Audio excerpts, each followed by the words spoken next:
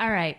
Welcome to our first panel. In the heterotaxy world, we learn who knows better than our parents.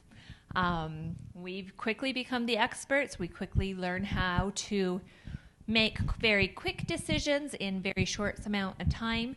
So we decided to put together a couple of panels in which you guys can ask them questions. So how this is going to work is I'm going to let them each introduce themselves and kind of give you a background of why they may have some insight into living life with heterotaxy with no regrets. I do have a couple of questions that we'll get kind of going with, and then we will turn it over to you guys to ask questions. I do ask that when if you do have a question, raise your hand, wait till you get the mic so we can catch it on the film. And you can address it to one person in specific. You can address it to the panel as a whole, whichever you prefer. So, Allie, why don't you go ahead and introduce yourself? Hello, I'm Allie Chandra. I am on your board. I'm the vice president. And I think that's maybe the first time I said that out loud. I have an almost 7-year-old daughter, Zoe, and a son, Ethan, who just turned 5 at the beginning of the month. And when we found out that he had heterotaxy, I was home from the hospital ship where we had been living for almost 6 years off the coast of West Africa. I was home for routine maternity leave, and our anatomy ultrasound did not go like we planned for it to go. We thought that we were going to find out whether we were having a boy or a girl, and instead we found out that we were going to be living on land for as long as we had him with us. The day that we found out he had heterotaxy, we made a choice. And the choice that we made that day was not just to choose life for him that day, but to fight for the best possible life for him for as long as he showed us that he wanted to keep fighting. And whatever that looked like for him. We started out at one of the best children's hospitals in the country, at the Children's Hospital of Philadelphia. He was born there and had his first 2 surgeries on the single ventricle pathway there before we, on the advice of other families in this group, sought a second opinion from Boston. Boston offered him the chance at a biventricular repair. CHOP was very adamant that it would not go well for him and that he did not have enough of a ventricle to attempt this. And so my husband and I had to look at our not quite 2-year-old and choose what we were going to do. And we reminded each other of the promise that we made to him, that we were going to fight for the best possible life for him. And for him, that meant getting all our courage up and taking this massive leap of faith and going for the bivent. There was a period of time where we thought for sure we had made the wrong choice. And we were certain that we had blown it, essentially. We now have no regrets, but it was a bit of a process to get there. And I'm sure it'll come out a little bit as we discuss and as we talk. But that's kind of a little bit of the background of our story. All right, Paisley. It's been a while since I've been on the journey of heterotaxy. Do what? Right, I'm on. All right. Anyways, I'm Paisley Setta, and my introduction to heterotaxy began about 6.5 years ago when my daughter Mallory was born prenatally undiagnosed. She was transferred immediately to the nearest children's hospital capable of performing the emergent surgery she needed, and she spent her first 6 months solid inpatient, recovering from the events that led to cardiac arrest and placement on ECMO. Mallory was discharged at 6 months old and came home for 12 days, only to go right back in for her second stage surgery, the bidirectional Glenn. To our surprise, it wound up going really well. Very short, smooth recovery, and it gave us a solid year at home with her without a single hospital admission. Mallory's heterotaxy diagnosis was classified as right atrial aneurysm with asplenia, intestinal malrotation, and a single ventricle heart with multiple other complex defects. Fast forwarding to January 2015, we sought opinions from Boston after 2 other centers had turned her down for any kind of treatment. They did not give us any answers nor a plan to move forward with her care. Boston quickly responded and confirmed the issues that we had been suspecting. Unfortunately, Mallory's ventricle was too small to be considered for the bivent, but we knew that surgical intervention was still very necessary for her quality of life at that point. July 6, 2015, she underwent the Fontan combined with a valve and vein repair by Dr. Del Nido. Her recovery started off poorly due to the hard hit taken by her liver. And at 6 weeks post-op, progressive PVS was confirmed by cath. And despite ballooning them open, she continued to have uncontrollable arrhythmias that prompted her final cath. Dr. Marks was so honest and sincerely devastated as he explained the problems observed. A reversal in blood flow caused by the abnormal rhythms that they had never seen before. For the top center in the country, that says a lot. They needed time to come up with a plan because they didn't have anything. Maxed out on support and still struggling, options exhausted. Everyone knew that Mallory didn't have the time needed to come up with that plan. August 29th, 2015, she gained her wings and healing beyond this life, but her beautiful spirit, purpose, and memories. I'm not going to cry. We are still graced with every day. All right, Katie, let's move on to you. Well, I'm going to try to hold myself together. So my story is a little bit different from everyone else's because I was not Nicholas's mother. I was his wife. And my choice of living with no regrets with Nick came in on our very first date when he told me about all of his conditions. And he said up front, I'm a health risk. If we stick with this, we may not have much time. And I was like, yeah, okay. That's a nice line, but we'll go with it. And he goes, no, really, and lifted up his shirt right there in the car to show me all of his scars. And I was like, oh, you're not kidding. Okay, well, I'm on board. And I've been told by many people that it was a good choice, or it was a strong choice that I made when it came to sticking with Nick. There was no choice. It was never a second of question. It was, this is the person that I'm meant to be with, and his struggles are mine. And there was never a second look back. Thank you, Katie. Jenna. Hi, I'm Jenna Kalk. My daughter, who has heterotaxy, is Avery, as a lot of you already know. I have 4 kids. Avery is a twin, and the twins are almost 7. And then I have an almost 5-year-old daughter and a 1.5-year-old boy.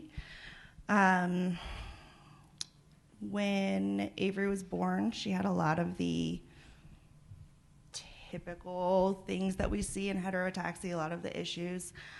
She spent 81 days in the NICU. She had about, I think, 5 big surgeries during that time. And after that, she came home. She did great. She had one other planned surgery. We went up to Philadelphia and did that there. And then when she was 2.5, we were supposed to be having her final planned surgery, which was the Fontan. She wasn't a bivent candidate. And the surgery went fine. And a couple of hours later, my husband had left, and I was in there with her, and she arrested and they had to open her back up in the room and put her on ECMO. So she ended up spending a long time without oxygen, pretty severe brain injury from that. You can't technically be classified as having cerebral palsy if you get the injury after age 2, but she presents in that way, lost the ability to talk and walk and do those things without help. So that's kind of our background, is just that when we were in Philadelphia, everybody kind of wanted to give up on her, and we fought, and she fought with us and is still here. All right, thank you. We all know that the heterotaxy journey is fraught with a lot of difficult choices, a lot of unpredictability. The only thing we can really truly say about heterotaxy is we don't know what's around the next corner. So how did you each approach living with heterotaxy and being able to look at it? Because that's something that in our life we have had to look at and say, how do we make these decisions? How do we get through these things and not regret it later? So how did each of you approach that?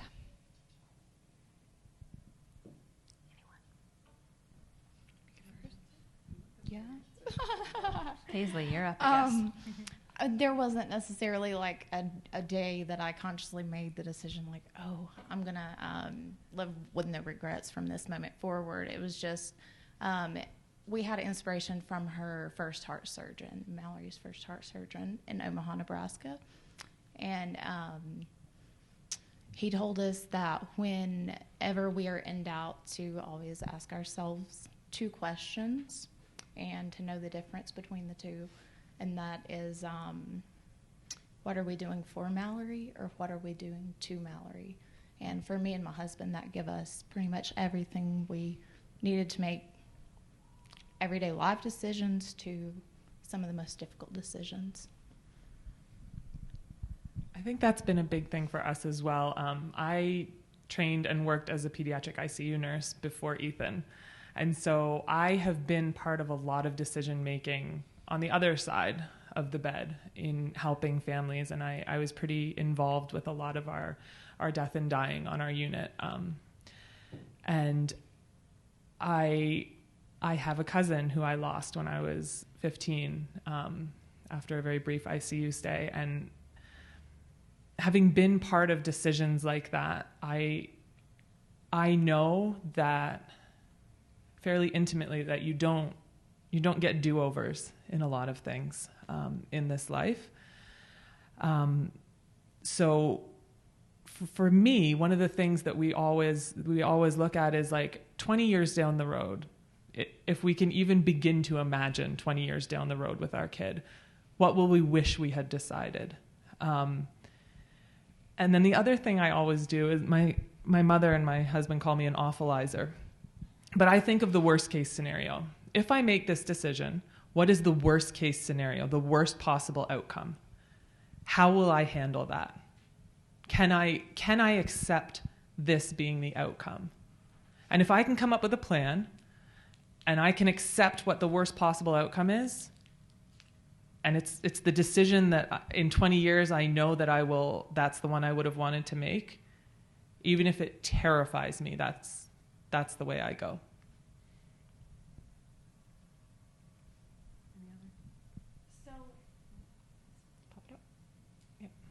So for Nick and I, he was very involved in his own decision-making, having been an adult by the time that we were together. But we did face quite a few big decisions as far as his healthcare goes, most specifically regarding his liver transplant. He was listed at Barnes-Jewish Hospital in St. Louis, Missouri. And there was one particular specialist who kept insisting that he thought the best way for us to go was to try to reverse the Kasai to buy him more time, and to try to add extra bile ducts to his already failing liver. And he thought, this could buy us 6 more months before you need that transplant. And Nick and I just looked at each other and I said, I will support whatever decision you make. That is your decision. It's your body. I'm not going to make that for you, but I will stand here and hold your hand no matter what decision you make. And he said, no, my decision is to go with the transplant because in my heart, that's what I feel it's going to save my life. And it was. And when the surgeons that we trusted the most came to us and said, we know what the specialist is telling you, we disagree. He said, okay, that's what my gut told me anyway, so we're going to do it. And if it turns out that I don't make the weight for a liver, that's what happens. But I think that was going to kill me. So I'm going to make the decision that I know will save me. And so much of his determination and his decision-making came from trusting his gut and knowing in his soul what was going to be right for him. And that made all the difference for us. I just will say that I think that's important even when you're dealing with children.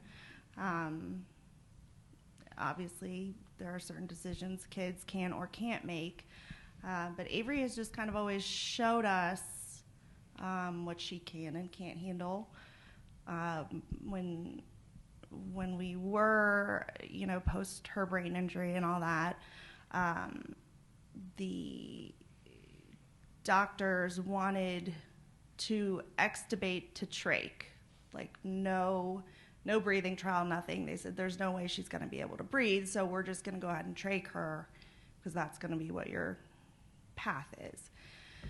And my husband and I just said, you have to let her try. And they were very skeptical, very worried about that. But we knew that she would do what she could do and what she wanted to do. And if she wanted to fight to live and breathe, that she would. And if she couldn't, then we would go down that road. But just kind of giving her the ability to try first. And she did breathe. She does not have a trach. So I think that's a big part of it for us, is kind of letting her be the boss as much as possible. Yeah, and I think it's hard when they're really little, when we first start and we're making all these decisions for infants, that it's not just that we don't want to regret them, but we don't want them to regret what we've chosen for them. So it's really layered, and I think it's hard. I don't want any of you to think we're sitting up here like, oh, this is the formula and this is how you make these decisions and then you'll never have any regrets. Yeah. Because then I think our goal ultimately is to get them to the point of where Nick was, where he's an adult and he has the agency to make these decisions for himself. But I think starting out by, I don't know, like trying to lay that groundwork, like you're saying, Jenna, of like, what do they want? Not necessarily what do I want, because I know you could probably speak to that maybe better than I can. You don't want to? Yeah. And when it come to Mallory's, the end of her third heart surgery, she took a nosedive and nothing was going in her favor. Everybody agreed. And definitely, I don't think I would have been able to make the decision without my husband there. We had talked about it before, even though I knew where I stood, I did struggle with making the decision. But once it came to it being death was imminent, but the amount of suffering was questionable. So we decided to let her go peacefully and pain-free.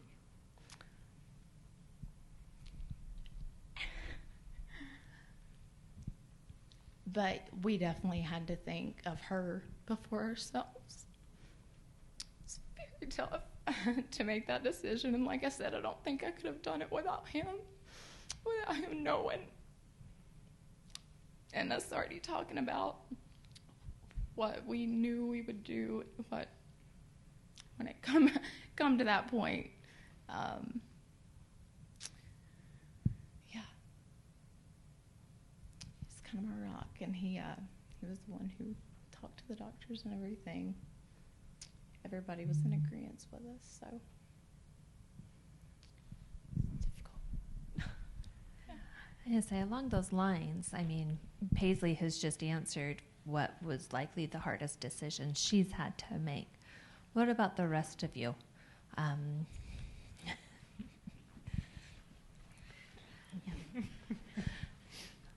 Are there decisions that you look at and say, that was the hardest decision I've had to make and I have to live with that?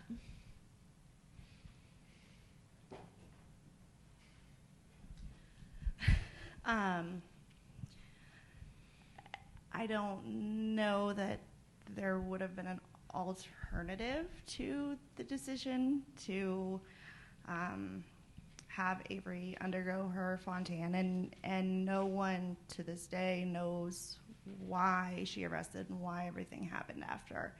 I would say the biggest thing that is something I just wish I would have done differently. At that point, I was not as bold of an advocate, and when they went to take her back, they wouldn't let us come with her until she fell asleep.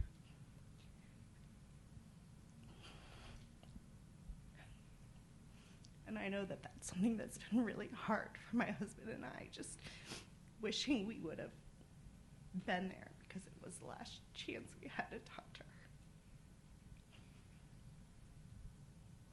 So advocate for your kids, and it doesn't matter if you feel stupid or if the doctors look at you crazy. If you feel like you need to be there or whatever, you just do it. You'll never regret fighting for your kids.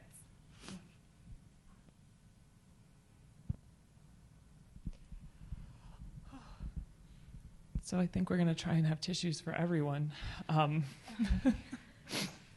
If anyone has any, just pass them around. I love you talking about just like, you'll never regret fighting for your kid or for your husband or for your marriage every kid with heterotaxy is different. Every adult with heterotaxy is different. And we all have these unique paths. And oh man, I'm just up here like really excited to be sitting in front of a group, and I can look out and I can see all the different stories out in front of me. And I just feel really privileged. And I just want you to know that. The hardest decision for us was whether we did continue on the single ventricle pathway or go bivent, for sure, especially given how negative CHOP was about the possibility of success with a bivent. They're an excellent center. What they do very well. They're great at single ventricles, but they're not they're more conservative. And so they were comfortable with what they were going to do, and they knew their plan. And here we come riding in, cowboys, trying to change the whole thing midstream, change horses, and we're asking them to consider something that they haven't really considered. And so his surgeon gave me a long list of concerns, and I brought it to Del Nido. And this is where fighting for your kid comes in. I didn't just, we didn't just stop and say, okay, well, they say we can't, so we won't. We pushed and we brought it to the next surgeon and said, okay, here's your list. What will you do to address each one of these concerns? And they wanted to initially schedule diagnostic imaging at Boston and then the surgery like within a couple days of each other. And we said no, because we don't want to make that decision quickly, because we don't want to regret what we choose. So we said, we'll do the cath and the imaging, and then we'll let you know. And so that gave us time. And again, it was our way of fighting to make sure that we were going to do the right thing. And we took the time and we sat with it and we prayed about it, and we made Del Nido answer every single one of our questions very specifically. Even though I didn't really understand what his answers were, I was very reassured that he had a very specific plan for each thing that they were worried about at CHOP. And he said, oh yeah, these are all things that I've seen and thought about, and this is how I can address it. And so not resting for us until we were comfortable with the information that we had was a big way for me to know, at the end of the day, at the end of all of this, whenever the end is, I know that there's nothing more I could have done to A, make the right choice, and B, then follow through with supporting him, whatever the outcome of that choice. So I'm going to do my best to get through this without crying. I apologize in advance. We don't mind tears. All of us are familiar with them. So very much like Paisley, my hardest decision came at the end of Nick's life, when he was intubated and they told us that he had been without oxygen for too long. They told us that there was no recovery, there was no chance, and we had the choice to leave the life support on and let him go on his own, however long that took, or we could decide right then and there to end life support and just let him go. And Nick and I had discussed this multiple times. We were always really upfront about it. I would look at him and say, if I get hit by a bus, I don't want to be a vegetable. That's the end of it. And he'd look at me and say, I'm not going to have to make that choice. You're going to be the one that does it. And he told me the same thing. I don't want to sit on life support for years. And when that time came, I knew that that was what he wanted. I knew that that was the choice that he would make for himself. But his mom and I looked at each other and we both said, I don't want to make this choice. I don't want to be the one that says, do it. And I leaned down to him. And we had this silly little saying that we said back and forth that we always ended it with a bird instead of amen, because we called each other bird.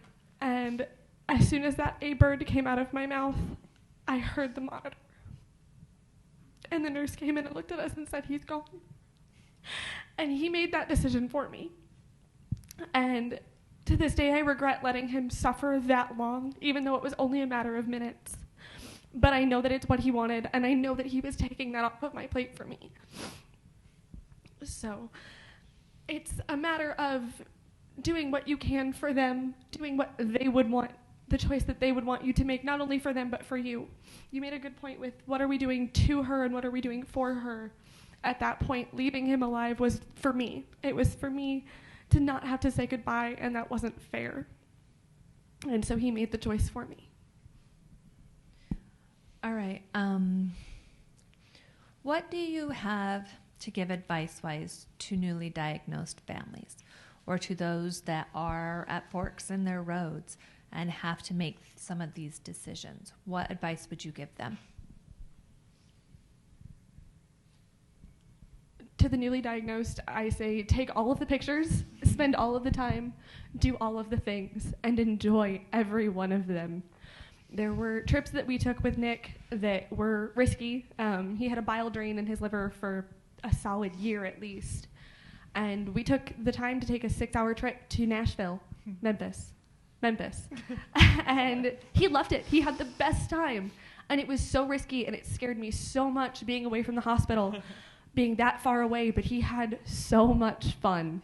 And it was so worth it now to have those memories and to know that he enjoyed the time that he had. He enjoyed the 8 years that I got to spend with him, and he enjoyed all of his life. And just take all the pictures and spend all the time and enjoy it, every single minute of it.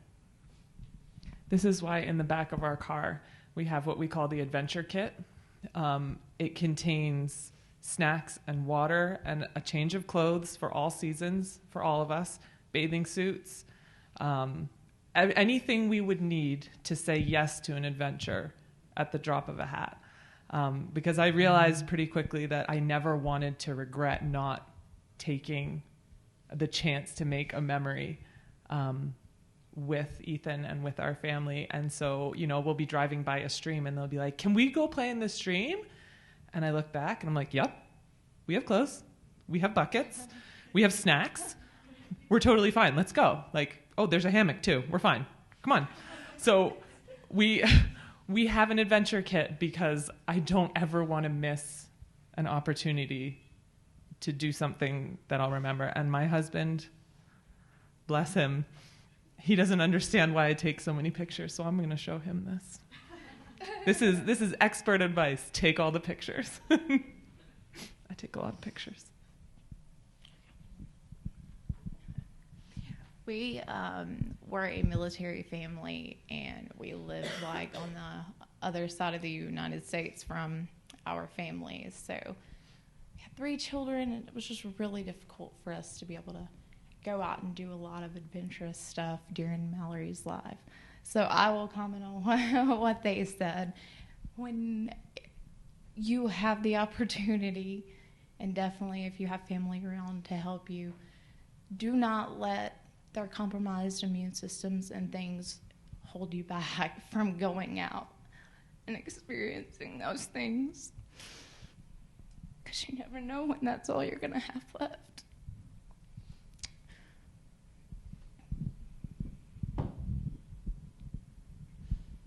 I definitely agree with that. I am careful as far as germs.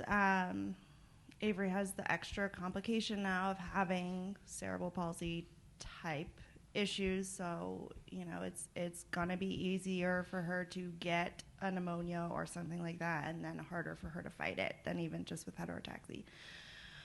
But and I've heard a lot of people say this too, like, you got to give them something to fight for, and living in a bubble is not enough motivation to fight really hard.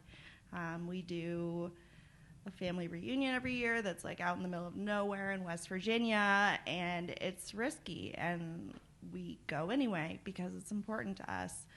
We just took all the kids to Disney, which was terrifying because of germs, and we did it anyway. And it's not easy to pack up, my 4 kids, plus Avery has a ton of equipment and everything else.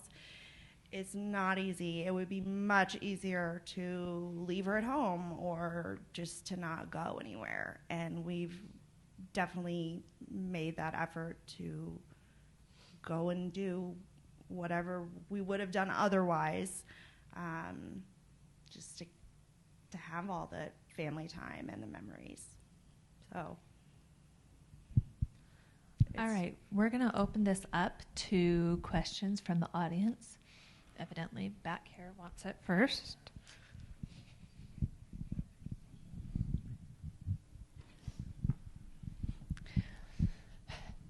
First, thank you. I mean, I know it's hard to talk about this. It's hard to hear. So thank you for sharing with us. These are hard conversations to have. But what I did want to talk about is that in my the parenting with heterotaxy has changed my whole life, and it changed my whole parenting structure. So, and I'm sorry, Katie, this doesn't quite apply to you, but how, for those of you that, so how do you think parenting a child that is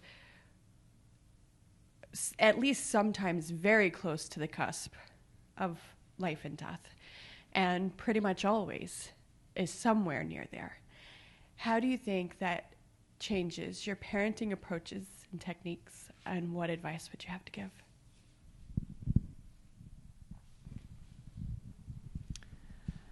I would advise seeking mental health help for yourself as an adult and as a parent when appropriate. That's been a big help for me. It's always appropriate. For me, I always think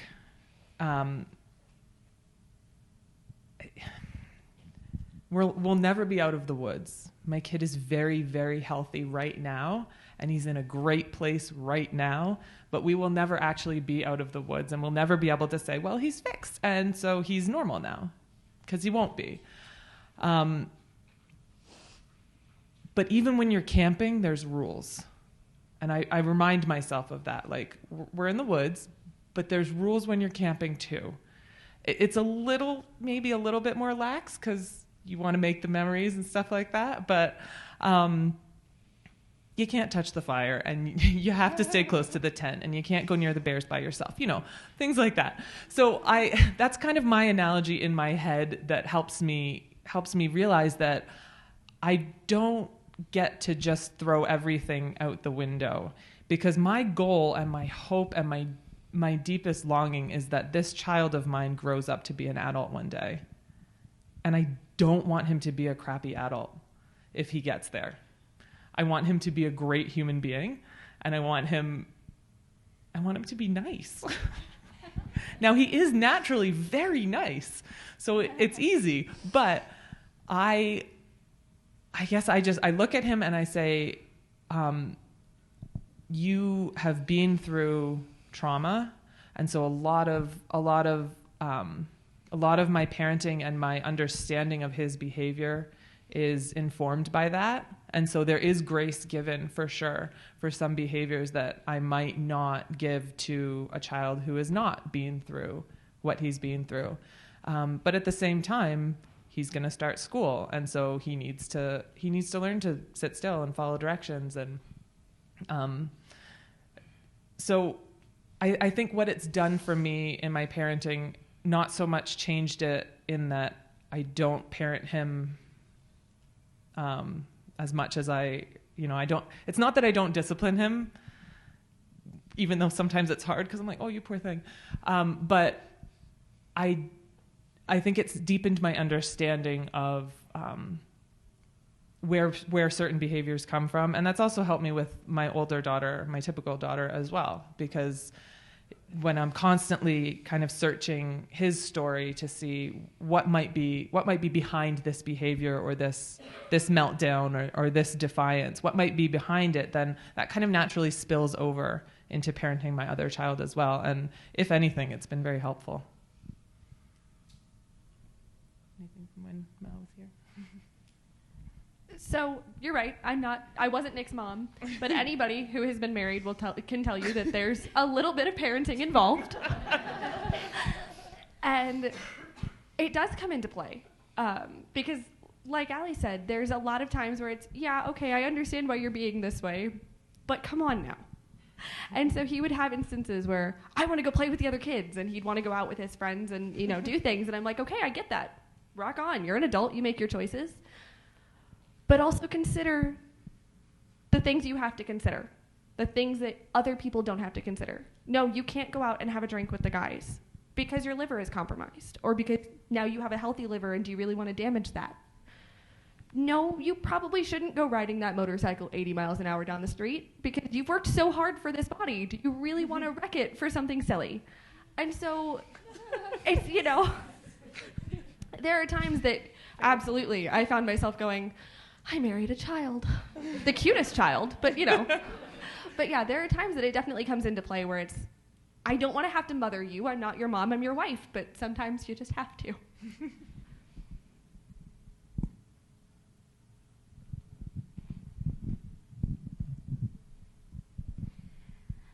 So this is so helpful for me, and I think there are a lot of other parents in here where we're at that stage.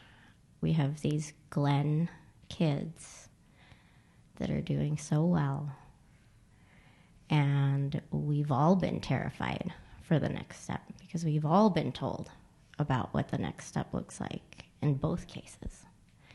There's that part of me that's like, I really hope Boston says he can't get a Bible, because then it will make for an easier decision. 100% right? What I said to my husband. Yeah. So, well, I want somebody else out there to make that decision for me. I guess what I want to know is, in living without regret, you have to learn to forgive yourself for the decisions that you do make. What did that process look like for you? Are you still in that process of forgiving yourself? How does it get easier? Lots of questions. Sorry, guys. Those are good. Those are all good questions. So for me personally, my decision making came for Nick so his situation was a little bit different. It wasn't actually the heterotaxy that caused him to pass away. He developed cancer from his immune system being so far knocked down from all the immunosuppressant drugs, and who knows how cancer grows because it's a monster of its own. But I struggle every day that I didn't push them harder to find that cancer, because we fought with what they told us was an abscess for 4 months before they finally diagnosed that it was cancer. And I regret every day not pushing them harder to say, no, this isn't enough. It's not getting better. You've got to find something. And then when they did, and it was that gut punch, it was, I could have made this better. I could have fixed this, and you can't. You can't. That's just the way the world works. And on some levels, I don't know that I'll ever forgive myself for that, even though it's completely beyond my control. My rational brain knows that there's nothing, even if they found it sooner, there's nothing they could have done. There's nothing that would have fixed it. But at the same time, I know that Nick would not hold that against me. I know that he didn't hold it against me. I made the same comment to him. I was like, how did I not push them to find it sooner? And he looked at me and goes, you didn't know. You didn't know any more than I knew. It's in me and I didn't know. And that does help, knowing that they know that their best interest is what's in your heart. They know that you are making the best choice for them with the knowledge that you have. You are doing the very best that you can for them, and they know that. And I think that's a big part of where the forgiveness and the healing comes in. Yeah, I think it's an ongoing process. I mean, there's going to be decisions that you make on a much smaller scale. Maybe you decide to go to a birthday party and someone has strep throat, and you're just constantly taking risks, and it is really easy to turn around and say, like, I did this is my fault, I should have done something different. And I think we all do that, and I think it's natural. I think you have to fight it as much as you can and know as much as you can that you are trying, and none of us are omniscient, and there's gonna be that guilt, because there always is another option. In any decision that you make, you just have to go into it with the most educated, thought out decision that you can. And I think a lot of times your gut is, you just follow your gut. And I mean, I just wish I could say that if you make the right decision, you'll never feel guilty, but there's always going to be something, you know? I mean, it's really hard. At this point, I'm sure that we made the right decision for Ethan, but in between the two stages, he was a staged bivent, we were very sure that we had made the wrong choice. I remember this exact same thing when we got the email from Boston saying that they thought he would be a candidate. I just started crying, and I said, I didn't want this to be the answer, because now we have to choose. We have to choose for him. It's someone else's life completely, and I have this power over it, and I can't mess up, and I can't make the wrong choice. And after his first stage, he had a very hard hospitalization. I mean, it was compounded by a lot of because heterotaxy moments. Anyone here ever had a lung punctured by a feeding tube? My son has, like an NG.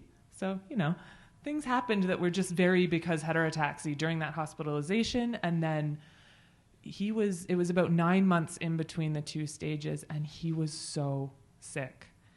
And I have videos of him where he couldn't say a multiple syllable word without taking a breath between every syllable. And his heart was just working so hard to grow. And intellectually, again, I knew that, you know, this is what has to happen. It's a big cost up front for a big payout later. But when we were in it, it was unbearable to watch, because that's a choice that I had made for him. I didn't have to feel that for that period of time. I wasn't the one who crawled up a flight of stairs and threw up at the top because I was so exhausted. It was him, and I chose that for him. And it's I think for us, it's been such an easier path to healing, because then he had his second stage, and now he can hike 8 miles at a time. So there's this obvious, oh, okay, we did it for a reason. But I think even in that 9 months of doubt and of fear that we had chosen wrong and that we were going to regret it for the rest of our lives, we continually had to remind ourselves, again, exactly what Jenna said. We got all the information that we could. We made this decision with we gave it as much weight as it deserved, which is the weight of a life. We didn't come to it lightly. We didn't make it lightly. And I think at the end of the day, we always have this other track in our mind. Well, what if I had chosen that? But what I constantly remind myself is that doesn't exist anymore. Once I choose this track, that one, all those possibilities, they no longer exist. So there is no more what if at that point. It's just, let's deal with what's in front of me now. For each decision, and there are thousands and hundreds of thousands. My dad's a statistician. He could do the math of like how quickly we'd get into the billions of potential outcomes, but there's only the one from the choice that you made. And so then it's just one choice at a time. It's not what's going to happen, you know, all of this. It's just one choice at a time.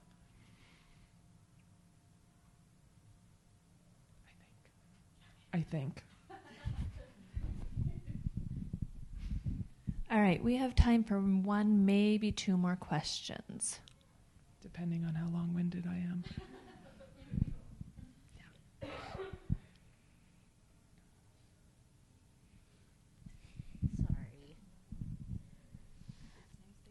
Sorry. This question is for Katie. So, Katie, we all want our kids to grow up, and we all want somebody to fall in love with them. I think that's our dream. Actually, we all want a cardiac ICU nurse to fall in love with them. That would be our dream. But you weren't, and you obviously took very good care of him. So now I think I'm going to allow him to, to look outside of that. But I can understand why people told you how strong you were, because you took on something. I mean, we all did. We all took on something big. But you took it on with an adult who also made his own decisions. What was the hardest part of that? Honestly, I think the hardest part for me is probably the hardest part that it's been for a lot of you, is watching the person that I love more than anything on this planet suffer, and there not being anything I could do about it. That was the most unbearable, agonizing thing. And I remember his very first open heart surgery after we got together. We were newly engaged, and I remember just sitting there watching the breathing tube and the machines work for him and thinking, there is nothing I can do to make this better. And my mom, my poor parents, they suffered through giving me advice that I wouldn't listen to. Take a nap, go take a shower, go get something to eat. You can't do anything right now. There's nothing you can do right now. And I'd say, but he needs me. He needs me right here, right now. And that constant feeling of needing to be on because the next bad thing was around the corner, that was hard. But the feeling of, okay, this next bad thing, it's not around the corner, it's right here, right now, and there's nothing I can do. That was the hardest. But then I would look at him, and he'd just give me that cute little grin, and I'd look at him and say, you're lucky you're cute, because this is awful. watching him throw up his own bile and his own blood, watching the biliary drain that we were assured was piggy-tailed and double-stitched in there work its way out of his side, and him not being able to do anything about it was hard. Watching him try to motion to me through the breathing tube that he was too hot, or he wanted a hug, or he wanted a kiss, and not understanding, that was really hard. But then the breathing tube would come out, and he'd look at me and say, I want a hug. Get over here. I love you. It all worth it. It did. And I said this yesterday in the Building a Legacy panel, and I said it a lot this weekend, so if you've heard it, bear with me. These last 6 months, losing him has been the hardest. I won't sugarcoat it. It has been the hardest thing I have ever done. But every ounce of the pain of losing him was it is worth it because of the time that I got to spend loving him and being loved by him. Every second of it, every second of this misery is worth knowing that he's out there loving me and that I will love him forever. And so the hardest part has been watching him struggle and letting him go. But it was so, so worth it. Well, you answered my follow-up question, which was going to be, what was the easiest part? And it sounded like the easiest part was loving him. Oh, the easiest part by far. There was no question. The minute he said, I'm a health risk, is that okay? I was like, is that okay? Like, you don't get a choice in that. That's so silly. Why would that not be okay? And it was just that moment of, okay, you have a choice here to make. Do you stay with this person and do you love them, or do you take the easy way out? And I was like, that's not an option. What is that? No, you stick around because he's cute and he's funny and he makes you laugh and you love him. And that was the easiest by far. There was never a minute of work that went into loving him. There was never a minute of doubt or question. It was just loving.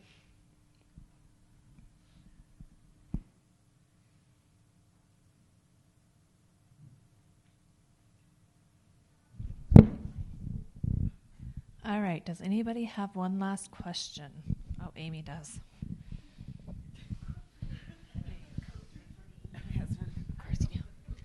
Okay, so I throw you off. Throw us a softball. Softball. Oh no, it's not hard. So, as you look back, for me, it's like when I look back from pictures from before, and I see myself before heterotaxy and in the early stages and like different points in my life. Like I always look at I go negative and like, oh, she was so stupid. She was so naive. She thought things were so hard, but it really wasn't. But like, if you could stay positive, the challenge, and you can look back at pictures of yourself, what would you whisper to that woman? What are the things that she is going to learn and develop? And then how do you apply those to now? Because look how much it's changed you, and you're just going to continue to change.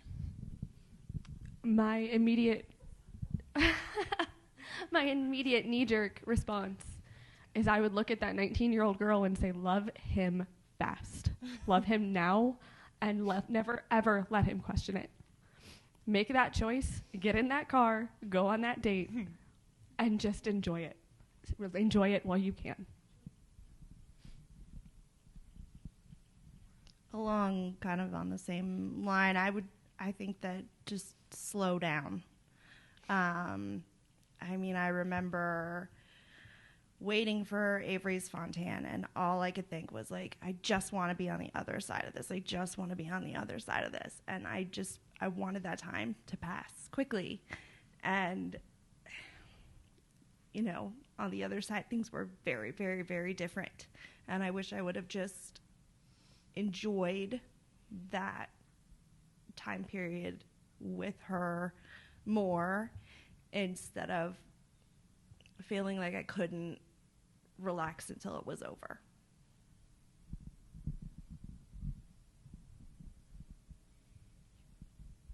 I would probably tell myself that you are stronger than you think, but it's also okay to admit when you're not. I've always struggled with not having it all together. Like I have to. Those of you who have met my mom this weekend, like I like to have it all together. She taught me well. It's hard for me to admit when I need help and when I need someone else to come alongside me. And I would have told myself, it's okay to admit that, and it's okay to reach out a hand.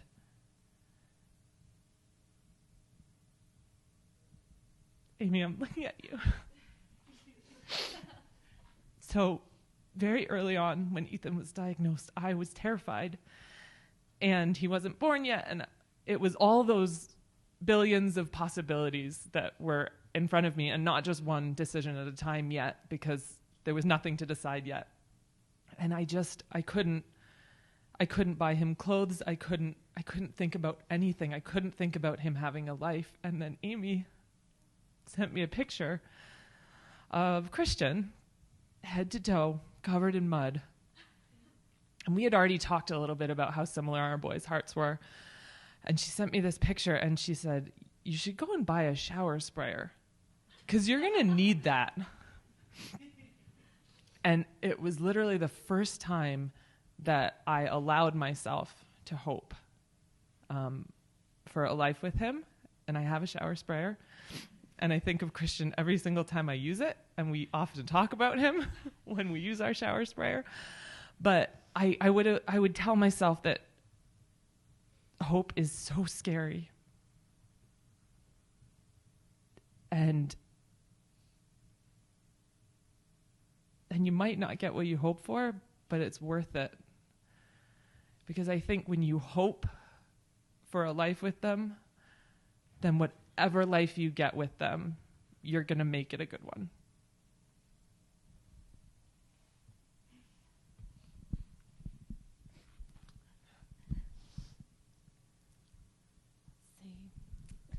If I could go back and tell myself anything, I mean, I don't know that it's possible to stop worrying for any of us, but that would be the biggest thing for me, is just stop worrying. Like, relax, enjoy the time you have every day.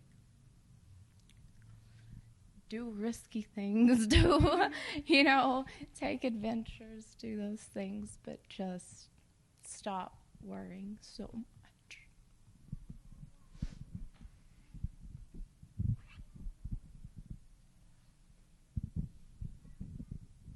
Thank you so much, ladies. I know these are not easy topics. The road that we walk, the heterotaxy journey that we are all on, whatever stage we're in, is not easy. And it's so important that we're able to talk about these, that we're able to share what we have gone through in order to help those of you that are still in the earlier stages know the pitfalls to avoid, know what detours to take or not take, in hopes that it makes your journey just a tad bit easier. So we are very grateful for each of you opening up your hearts and allowing us to hear your innermost thoughts as you've traveled your journey. So thank you.